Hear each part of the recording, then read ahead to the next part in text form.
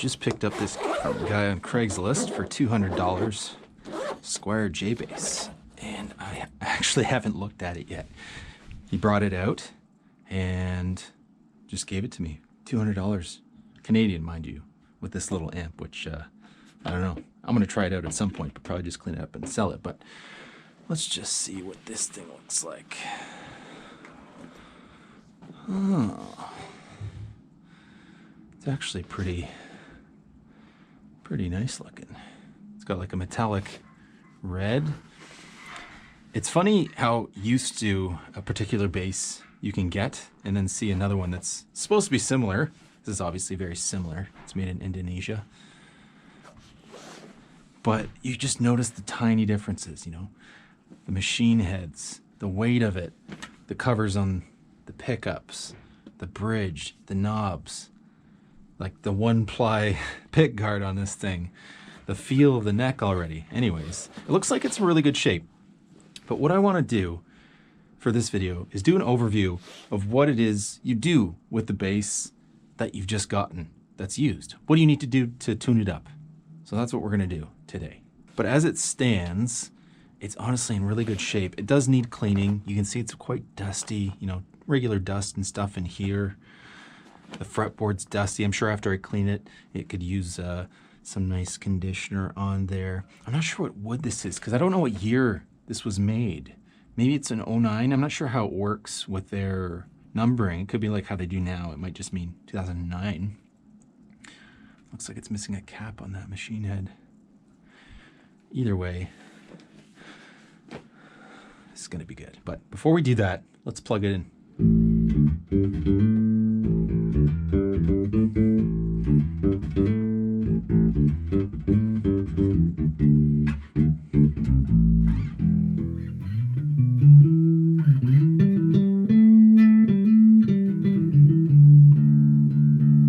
Okay, either the intonation's out or the tuning's out.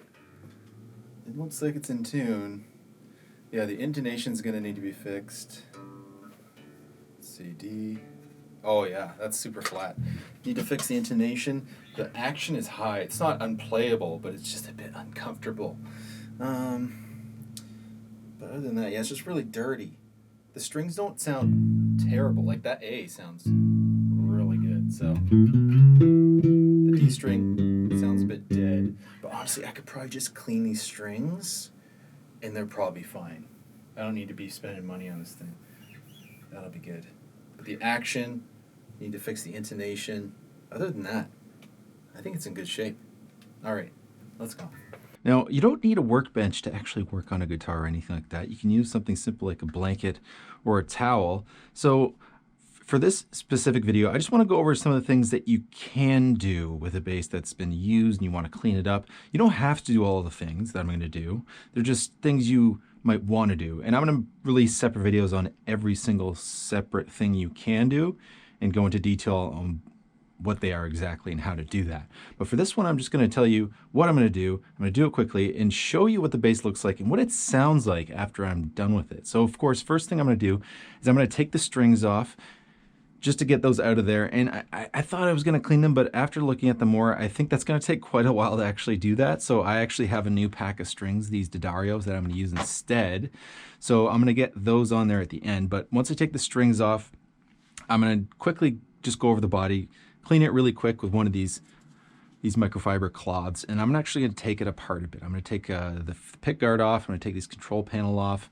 I want to actually get these covers off the pickups to clean those up. I'm going to take the bridge off, clean that. I'm going to clean all of the head. I don't think I'm going to take apart the machine heads. What I'm going to do is going to actually shine the frets using some steel wool. They're not terrible, and they're kind of hard to see, I'm sure, from this area. Maybe I'll get a shot with my other camera. You can get a good look. But you can even see in some of the spots, if I were to rub the string against the fret, you can see it show beneath the shiny fret beneath the gunk, just kind of layer of stuff that's on there. That's one reason you don't want to keep a guitar in either a dusty place and or a humid place, because these frets will start to get pretty rusty and gross. So we'll get those cleaned up. I'm going to clean up the fretboard as well, and overall just kind of shine the body up with some guitar polish. Get the new strings on there, and it should be good to go. And I almost forgot, we first have to adjust the neck. We're gonna do that with the truss rod to make sure that's in check. It's a bit too much bow in it right now, so we're gonna fix that. And then from there, we can adjust the action further by using the saddle to adjust the height of the strings. This place is an absolute disaster, but the bass is set up. It's looking fresh, it's looking sexy. It's sounding great. There we go, that's a better view. Need to do another wipe down in that before we get the glamour shot. And it could use a little tweaking, I think, with the height on the bridge. But that stuff I'll tweak as I go when I play it and see how I feel. But man, I am impressed. This bass is a lot more than I expected. This is more bass than I expected. I don't remember the last time I played a Squier. Maybe it was like 5 or 6 years ago. And you know what? A good setup goes a long way. And this is a valuable skill that you can learn to improve your instruments without paying anybody. If you don't need to, if you can't afford it, go support your local guys. But man, this bass feels like a whole new instrument after that setup. I'm impressed. I might just have to keep this thing to actually play it regularly. This is awesome. Let's get the glamour shots.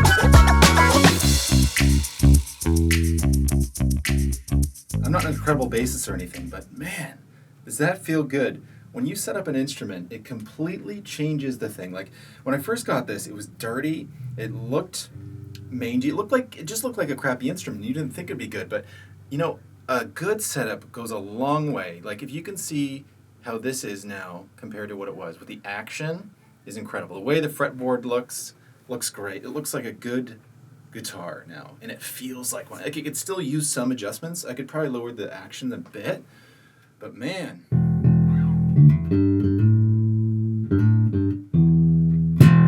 It's got that jazz bass growl.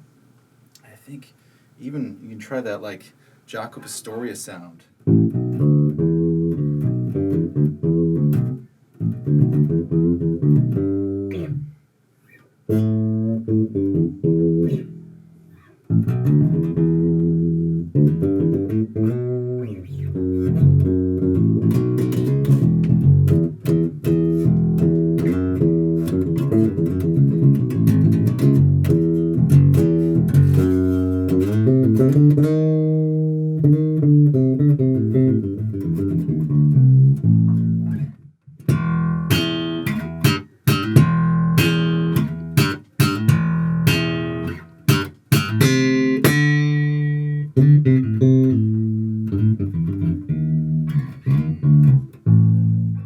I think I need to work on my playing more than I do my setup skills. I think if I could get that right, then maybe there'd be a different story. But yeah, there's definitely some skills in there that I think would be really useful. So I'm going to post some more videos in the coming few weeks about each specific thing that I did to this bass and how to do it, and how to do it easily and quickly, and also cheaply. But anyways, thanks for watching. This has been the Bass Bench. We'll see you next time. First doing... Oh, hello, Mr. Winston. Mr. Winston wants to help.